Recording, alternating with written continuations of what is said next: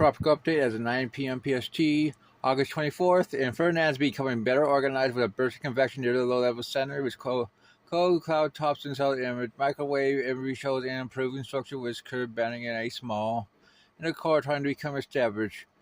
Satellite temperature estimates are 40 to 50 knots using a burn of these estimates with 45 knots. It's moving north-northeast at an estimate motion of 225 by 11 knots. This system is being steered around the western periphery of a subtropical ridge. This northeast to northeast motion is throughout the forecast period as the system is steered around the ridge and into the mid to southwest within increase in forward speed. It is forecast to strengthen during the next 12 to 24 hours to 50 knots. Then it will weaken slowly, become post-tropical by 60 hours. We can show you our system becoming much better organized, as you can see. Here's the track, which is in line with the models. A little bit of spread, as you can see, but GEFS is pretty tight and GPS is pretty tight. And let's be honest. I mean, most of the reliable ones are pretty tight. These are less reliable down here and up here. Intensity should peak around 12 hours, then weaken.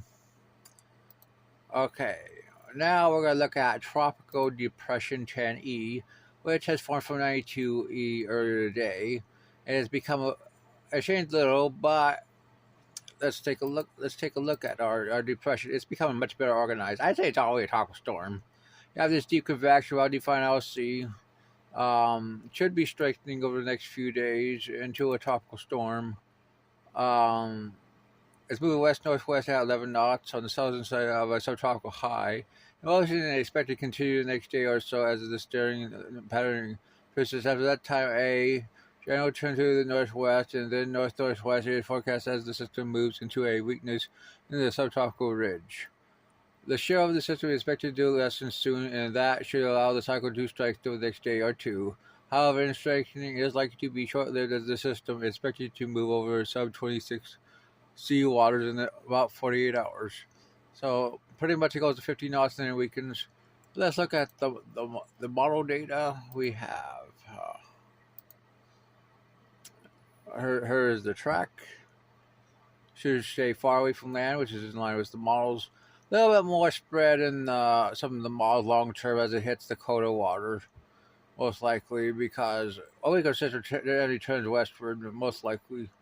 Should straight up to about 48 hours to around 50 knots, based on the intensity models. As for 99, I think the system's dead. I mean, we got identified LC, it's completely dissipated. None of the data really shows it having much of a chance again. I think it was a tropical storm at one point, but that's just the way it is. And but some of the intensity models do want to continue restricting it, so it's worth keeping a little bit of an eye on. But I'd give it no more than 20. Yeah. Lastly, we're going to look at the rest of the basin. And as you can see, there's a tropical wave off the Cape Verge. Worth watching, but I don't expect much formation. And there's a trough over the Gulf of Mexico and southwestern Atlantic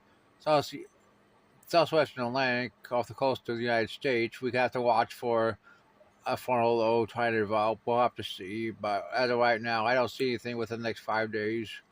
Finally, we're looking at a typhoon in the South China Sea heading from Vietnam, about ready to make landfall in Vietnam. Pretty interesting, nonetheless.